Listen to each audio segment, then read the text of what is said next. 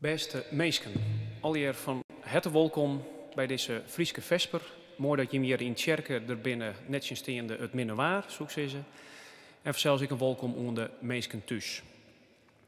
Van de jongen in uw vagonger dominee Henkepost Knal. Het wargel wordt weer bespielen door Peter van der Zwaag. En Teke Postuma zal voor u vadragen. En de muziek wordt van de jong verzwaren door Mirjam de Groot op de dwarsfluit. Uit naam van de commissie wens ik je me alle jaren een zegende viering toe.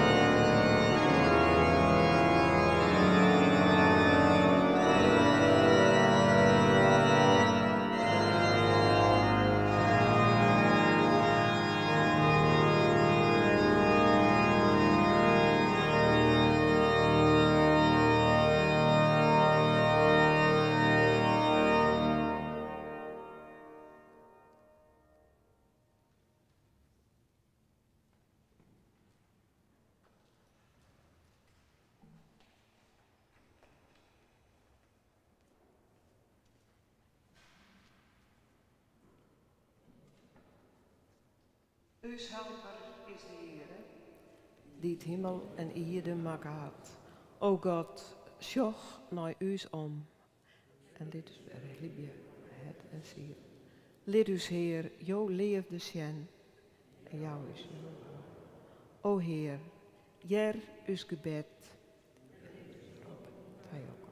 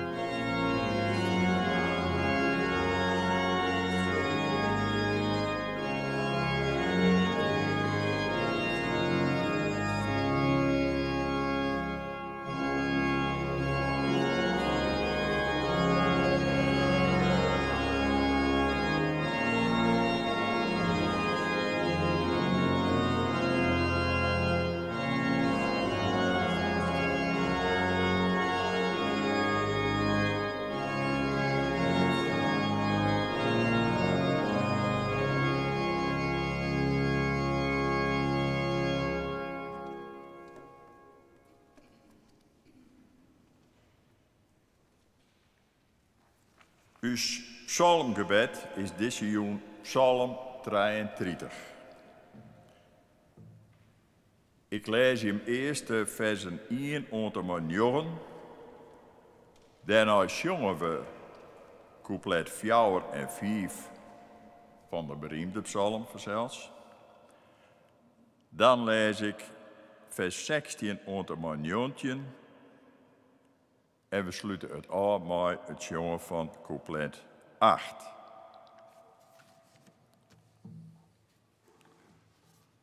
Boven de psalm staat: ere onder schepper en bestuurder.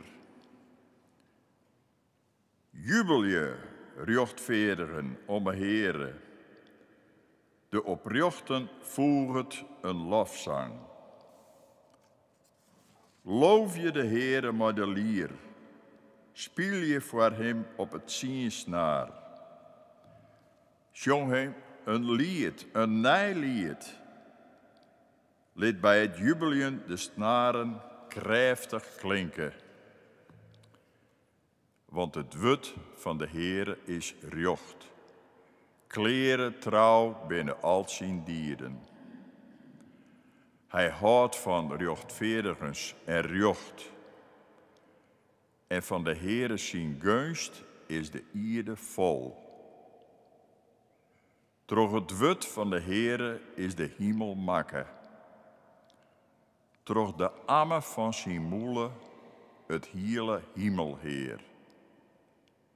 Wetter stapelt er op ta een daam. Vloeden luidt er vast in kemers. de hele ierde moet ontzag hebben voor de Heere.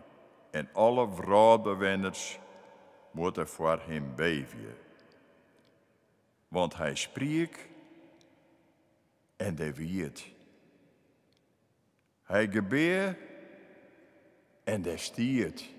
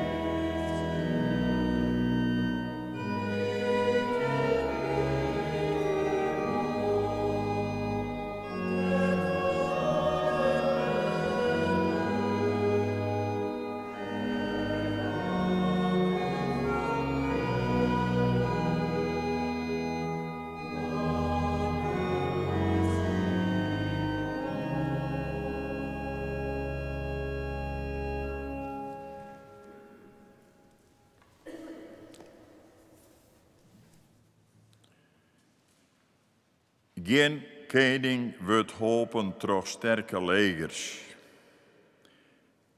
Geen held wordt rijden troch grote kracht. Het is net wier dat het hinder de oerwinning brengt.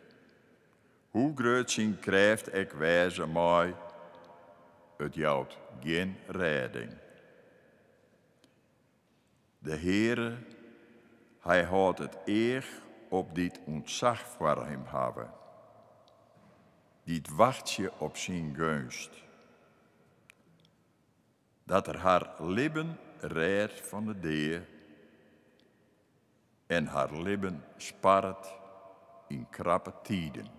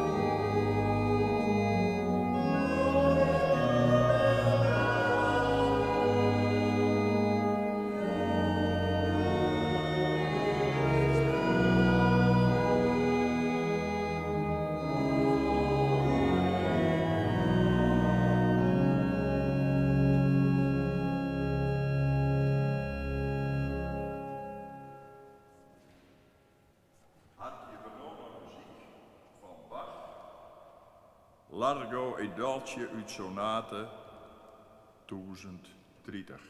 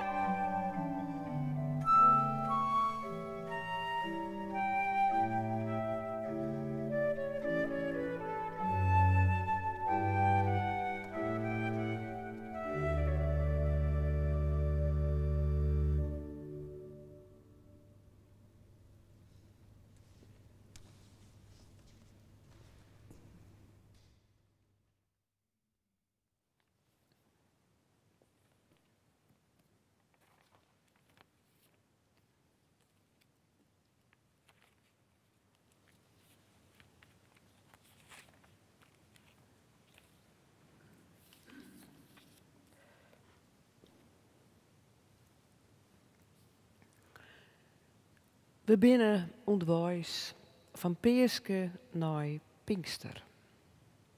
Mijn oren worden om van volgeling tot boodschapper te worden.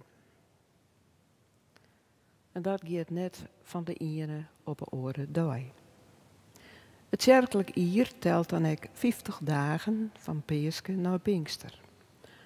Dit om uitdrukking te gaan aan een moeizaam proces tussen het van weer ondernemen en er zelfs uit leven. Maar dan als het moeilijk is, als men confronteren wordt met ramp en zinslag. Om elkaar te bemoedigen en gaande te houden richting Pinkster, vertellen wij elkaar in het kerk Peeske verhalen. Zo ik joet het verhaal van Lucas over de Emmausgangers. Peeske verhaal ben geen verhaal waarin het probleem van het ene moment op het andere oplost worden. Het ben eerder verhaal die gaan over het moeizame proces om vanuit verbjustering en verslijns weer te komen dat het de vrouw weer moedig in de meer te gaan. Els die het wel eens in de delling verkeerd had, die weet wat er mooi bedoeld werd. Het verhaal van de Joen vertelt van 2 meisken die het nog heel vol binnen van wat er de oude tijd in Jeruzalem bad is. Ze zijn er zo vol van dat ze er werkelijk geen erg in ha dat er in naast haar kom rennen is. En dat is meestal zo. Waar het heel in eigen lot betiezen is, had vaak geen plek voor aandacht voor de oren. De mooie renner had er blijkbaar respect voor. Maar hij droeg brekt de in het leed verslaan met een vraag. Waar ha jemme het zat drok oer onderwijs. Maar deze vraag jouwde de vrienden de kans om haar een verhaal te dwaan. Om alles te benemen wat haar in de besnijing had. En het hele verhaal komt eruit. De verslijns, de verbjustering. Net weten hoe nou verder. Ze doch het uit te doeken. Ze doch uit te doeken wat Jezus wilde werken en gedachten van haar en volgens haar voor God en meesken om hopen van de toekomst te bezitten hier. En dat die hopen nou maar geweld, troch leugen en bedrog de groen inbouwen is. Ja, er ben wel verhalen over een leeg graf en over het bericht dat er lebt. Maar bij een graf vind je jou onjares niet. En dat ontkent de mooierinner net. Maar hij wijst haar erop dat er uit haar een verhaal opmaakt dat Jezus wet en profeten belichamen. Met andere woorden, hij die werd ervan uitzogen weer. Namelijk Gods hoedjende leefde voor zijn schepping. Dat jonger stal. En zo gingen ze bij de profeten langs. Mozes, Elia. Ze verjitten de tijd. Het is jong. Het werd zuster. En dan noeg je de man, de schriftuitlezer, in haar huis. Goed en wel aan tafel gaan de eigen iepen. Danken. Duistig breien, brekken en delen. In dit gebaar weer kennen ze hem die het kruisige is. En ze weten, hij mag dan net meer tastbaar onwezig wezen, zien witten, werken en gedachten binnen van levensbelang voor de meerskip en de ierde waar wij op wezen. maar oren eigen naar de werkelijkheid zien. Het kind, het verschil, uitmaakt je tussen nacht en dag. Tussen verslijnens en bliermoedigens. Tussen vergoed voorbij en de moeite wurdig van de toekomst. Prieske is geen eindstation, maar een voorzichtig begin richting Pinkster. Nou, Lucas.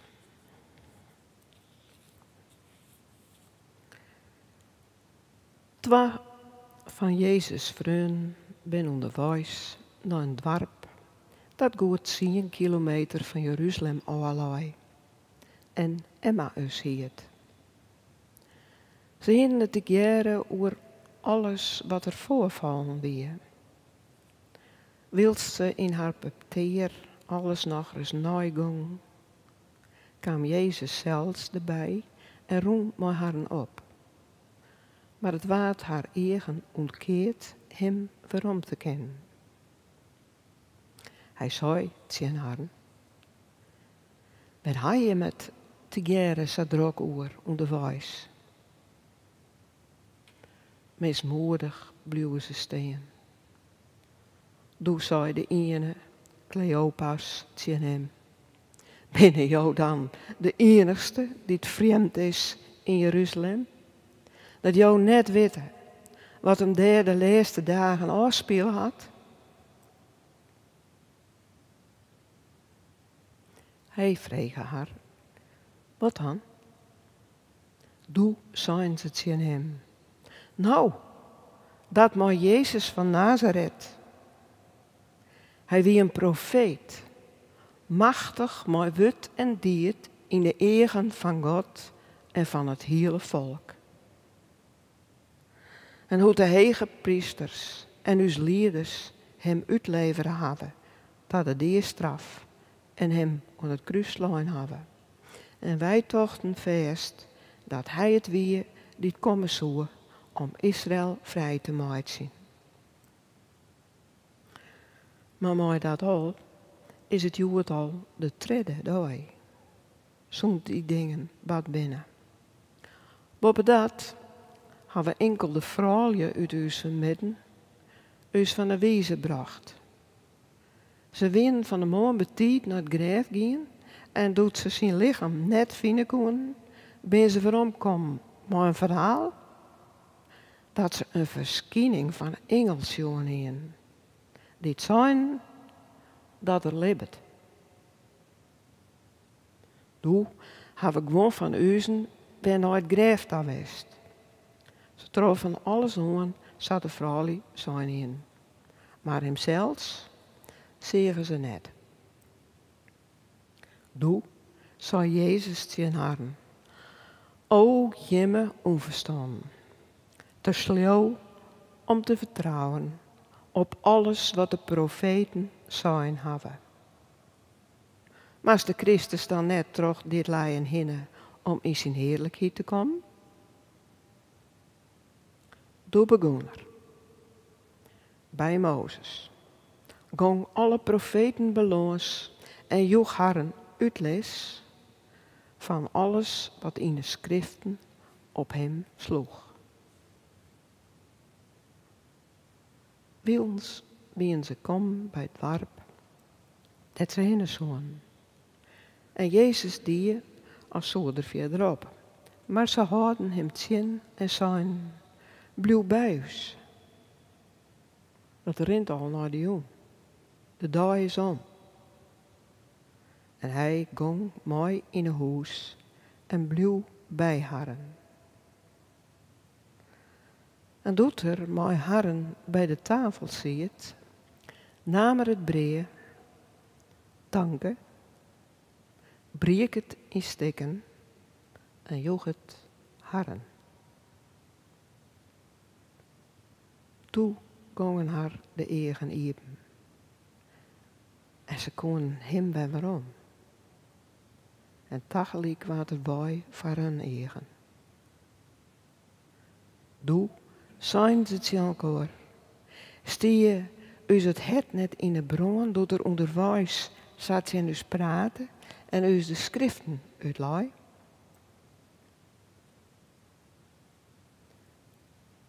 Mooi joegen ze haar oranje. Gong waarom naar Jeruzalem. Ze troffen de alve en haar maaistanders bij een hoor. Die rapen. De Heer is verriest. Het is zo. Simon het een jongen. Doe vertelden ik zij wat harren onderwijs ook komen weer. En hoe ze hem waarom kent heen. Om het brekken van het breed.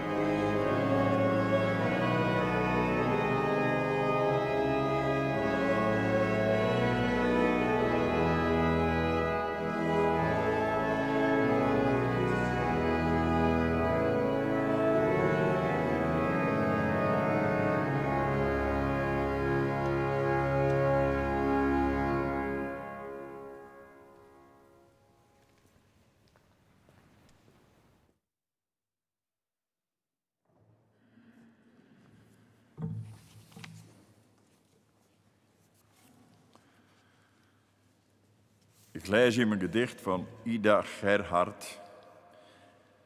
Dat is zo mooi. Er staan zulke prachtige gedichten in het liedeboek. Het staat in het liedeboek achter dit vers waar we krijgen zongen. Er staat boppen onder vreemden. Het wordt het liefst 4 voet op het strand. Het ben dat nooit de stem van huid meer jet, die door de zee is, in dat orenland. Bij vreemden wennet het, maar went er net.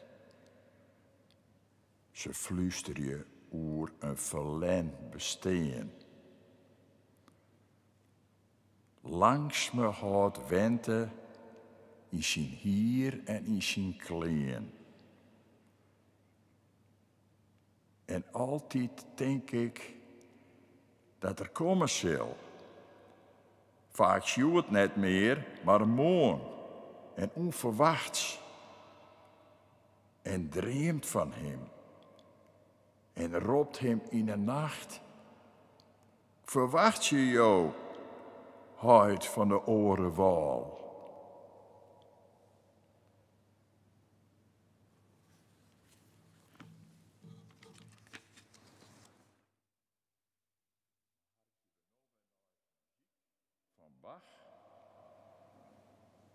En nu dezelfde sonate, nou het presto.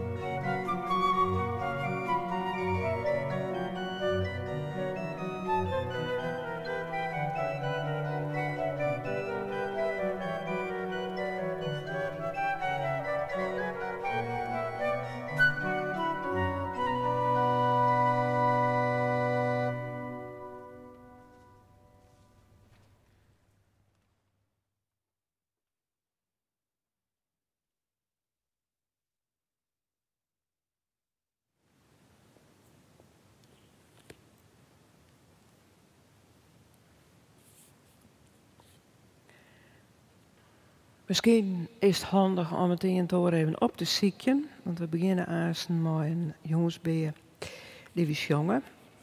En de acclamatie is 368 en het us huid jongen we en dan wel 320. Dus misschien wel handig om dat even paraat te hebben.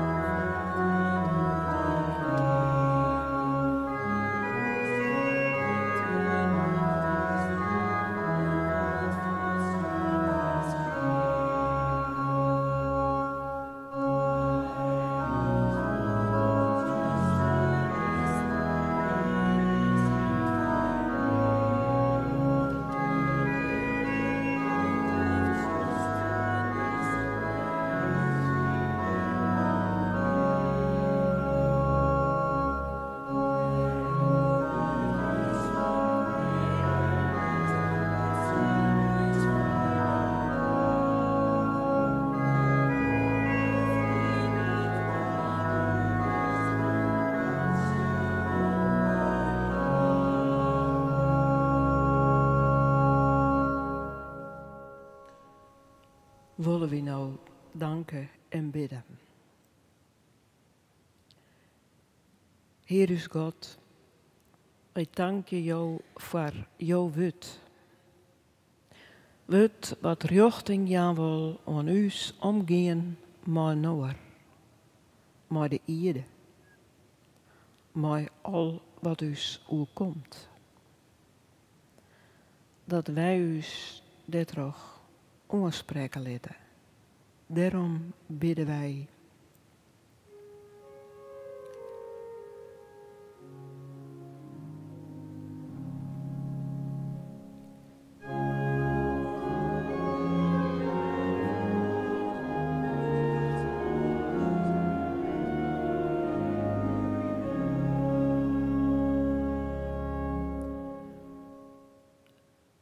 Wij danken je voor deze uren van zongen en muziek. Van meditatie en gebed. Van stilte. Dat wij ons dit toch kind en bemoedigen weten. Daarom bidden wij.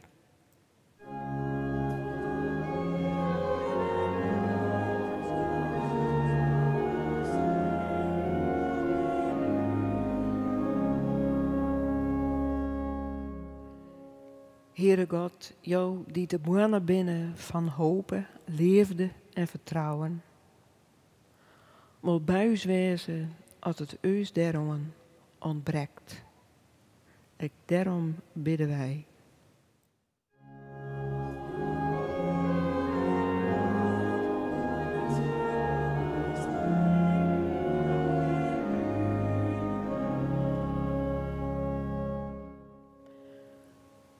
We bidden om moed, om kritiek te ontvangen. Om een eer, om jouw stem te vernemen. Een het om leef te hebben. De moed om een oors te denken. Om terug de oren eigen te zien. Het goede ziek je. Daarom bidden wij.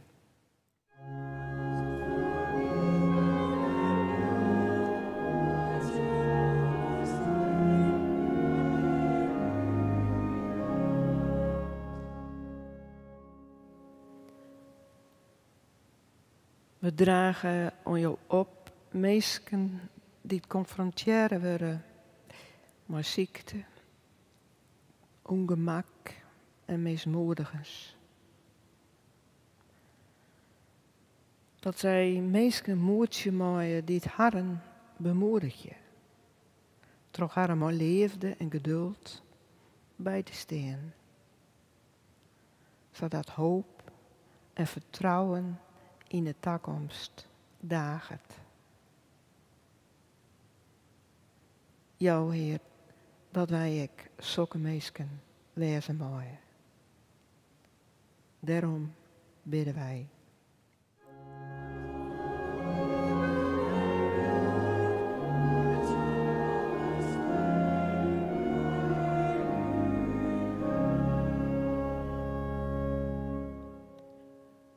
In stilte brengen wij bij jou dat wat dus persoonlijk aan het hart gaat.